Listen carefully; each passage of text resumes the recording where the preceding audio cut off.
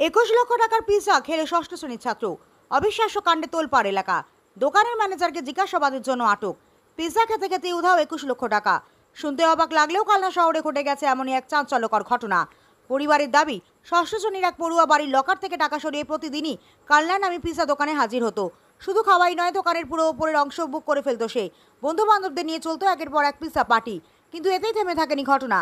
পরিবারের অভিযোগ, স্থানীয় এলাকার কিছু প্রভাবশালী মানুষজন ওই নাবালককে ভয় দেখিয়ে টাকা হাতিয়ে নেয়।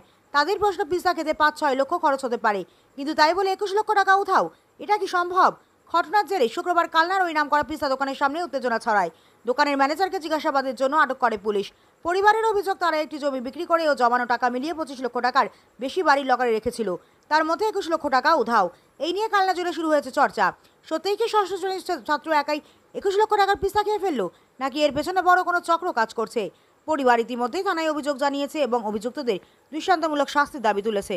হয়েছিল মানে আজকে কি হলো এখানে ঘটনা? আজকে আমার গত 2 থেকে 3 দিন ধরে আমার জ্বর ছিল, তার জন্য আসতে পারিনি। আজকে আসার পর সব কিছু ঠিকঠাকই চলছিল। হঠাৎ এনারা সবাই এলো, যে তারপর এমনি কিছু কথা কাটাকাটি হলো যে বাচ্চাগুলো আসে। তারপর পুলিশের যখন গাড়ি যায় তখন ম্যানেজারকে তুলে নিয়ে চলে। মানে এই বাচ্চাগুলো কতদিন ধরে আপনাদের এই ইয়েতে আসছে? 1 মাসের বেশি। হ্যাঁ, 1 মাসের বেশি। প্রতিদিন কত টাকা করে খাবার খেত? প্রতিদিন আমি তো ওপরে থাকতাম না, আমি বেশিরভাগ সময় নিচেই থাকতাম। হ্যাঁ, ওপরের ফ্লোরটা অন্যজন দেখতো, তো তার কাছেই বেশিরভাগ সময় বিল যেত। তাও কত টাকার?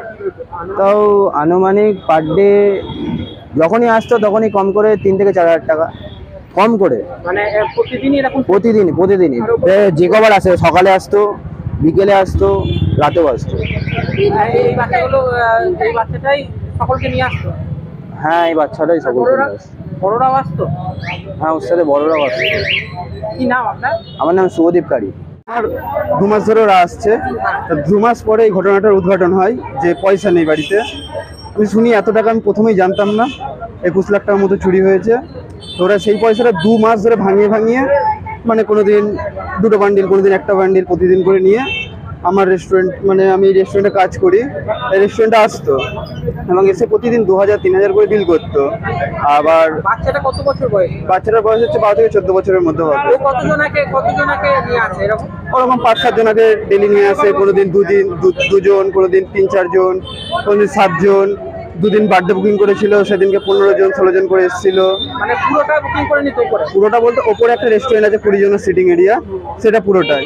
এই যে এত কম বয়সী বাচ্চা প্রতিদিন এত টাকা করে বুকিং করছে, আপনাদের কোনো সময় সন্দেহ হয়নি? সন্দেহ হয়েছিল, সেটা আমি জিজ্ঞেস করিনি, লোভে পড়ে গেছিলাম। আচ্ছা, দিয়ে এইখানে কত টাকা খরচ করেছে ওরা? তাও এখানে খরচা করেছে সেরকম ভাবে অ্যাপ্রক্সিমেট তো আমি বলতে পারবো না। এবার যদিও দেখা যায় আমার চোখে প্রায় 1.5-2 খরচা করে ফেলেছে এখানে। হ্যাঁ, বেশি হবে তো কম হবে না। প্রতিদিন সন্ধ্যাতেই আসতো? হ্যাঁ, প্রতিদিন সন্ধ্যাতে প্রায় আসতো। এবার 2 দিন 1 দিন আমার ছুটি থাকতো, সেই সন্ধ্যা বলে আমি বলতে পারবো না। অর্ডার করতো এরা? যেরকম soup, starter, main course, ice cream সবই পাওয়া যায়। ওই বাচ্চাটা কতজনকে নিয়ে আসতো? 3 জন 4 জন করে নিয়ে আসতো, সবাই মিলে খেত। আজকে কি হয়েছে এখানে ঘটনা? আজকে হয়েছে বলতে, আজকে যখন মানে 2-3 দিন আগে যখন জানাজানি হয়ে গেছে ব্যাপারটা, তখন এই মানে বাচ্চাগুলো স্বীকার করেছে আমি এসেছি, এখানকার বুকিং করেছি। টাকাগুলো কোথা থেকে পেয়েছে? টাকাগুলো চুরি করেছিল। যেটা কোথা থেকে চুরি করেছে? ওনার যে নিজের বাড়ি থেকে চুরি করেছিল উনি। কত টাকা চুরি গেছে জানেন? 21 লাখ টাকা সামথিং।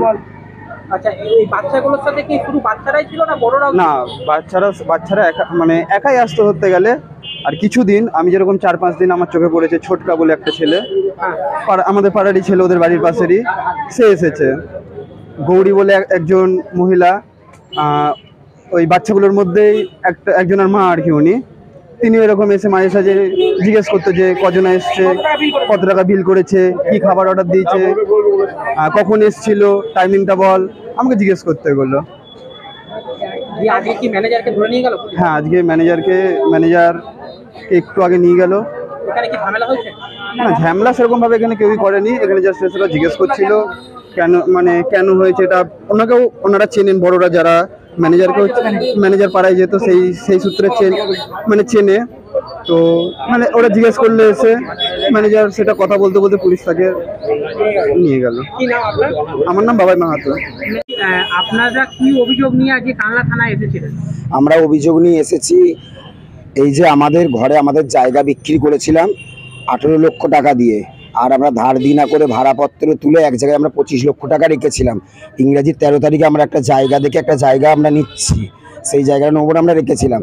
তো এরকম গত 2 মাস ধরে আমরা এরকম জানতাম না, গত 2 মাস ধরে নাকি আমার ভাইপো ছিল আর তার সাথে আরও বাচ্চারা ছিল, তার সাথে আরও বড়রা আরও যুক্ত ছিল, তারা মিলে ওদের দেখিয়ে ভয় দেখিয়ে বলেছে বাড়ি থেকে তোদের বাড়িতে এত এত টাকা আছে, বাড়ি থেকে গেগে নিয়ে নিয়ে আয়। বাচ্চারা তো অত জানে না, বাচ্চারা বান্ডিল নিয়ে আসতো, ধরিয়ে দিত। হ্যাঁ বলুন। কারা কারা? বাচ্চাগুলোর নাম না না, মানে হচ্ছে কি যাদেরকে টাকা দিত, যাদেরকে টাকা দিত বাচ্চাগুলো বলল যে এরকম গৌরী, আকাশ, চোটকা, তারপরে হচ্ছে যে দাঁড়িয়ে ছিল কথা বলে গেল ভোডা, তারপর হচ্ছে বাবাই, তারপর হচ্ছে আরো অন্য অন্য জন, আরো তো আমি সব নামগুলো তো জানি না, এক এক করে বলছি, এক এক করে বেড়েছে, আরো অনেকজন আছে, ভোলাও আছে এর মধ্যে। আচ্ছা বলছি কি এরা মানে হচ্ছে কি তারা সকলেই বড়? তারা সকলেই বড়, ওদের থেকে বড়। কোথায় খরচ করে, কোথায় খরচ করে? এরা এই টাকাটা কোথায় খরচ করেছে আমি জানি না, বাচ্চাগুলো বললো ওদের সাথে বড়গুলো এসে এরা বংকিসাতে গেছিল, বংকিসাতে পার ডে নাকি 3 বেলা করে আসতো, 3000, 4000, 5000 করে বিল দিত, মাঝে মাঝেই নাকি ওরা নাকি 20,000 করে দিয়ে নাকি ওপরটা বুক করতো, ওপরের মধ্যে নাকি ওরা পার্টি করতো, কোনো বড়দের যেতে দিত না। গৌরী যে গার্জেন মহিলা, উনি ওনার মা উনি থাকতো, তারপরে হচ্ছে উনি এসে এসে নাকি খবর নিত ক টাকা বিল হলো, ক টাকা কী হলো। বংপিসার মালিক বলেছে আমাকে আইফোন কিনে দিবি, এত এত টাকার বিল হতো। গৌরী হঠাৎ করে এরকম বুলেট কিনলো, গৌরীর যে বর যে আমাদের কি বলে ওটা ভোলাদা, ও 4 চাকা কিনছে, আকাশ ইয়ে করছে। তারপরে যে দীঘায় গেছিল তখনও নাকি এরকম 3টে বান্ডিল নাকি আমার ভাইপোরা ওরা বার করে নিয়ে যায়, একটা গৌরী নেয়, একটা গৌরীর ছেলের ব্যাগে রাখতে দেয়, সব কিছু ওরা নিয়ে নেয়। তারপর আমি যখন জানতে পারি আমরা গত সোমবার দিনকে ওরা দীঘায় চলে যায়, আমার ভাইপোকেও নিয়ে যায়, আরও 2জনকে নিয়ে যায়, সেটা আমাদের জানতে দেয় না যে আরও 2জন গেছে, যে তারাও জানে, কোনো কিছু আমরা জানতে চাই না।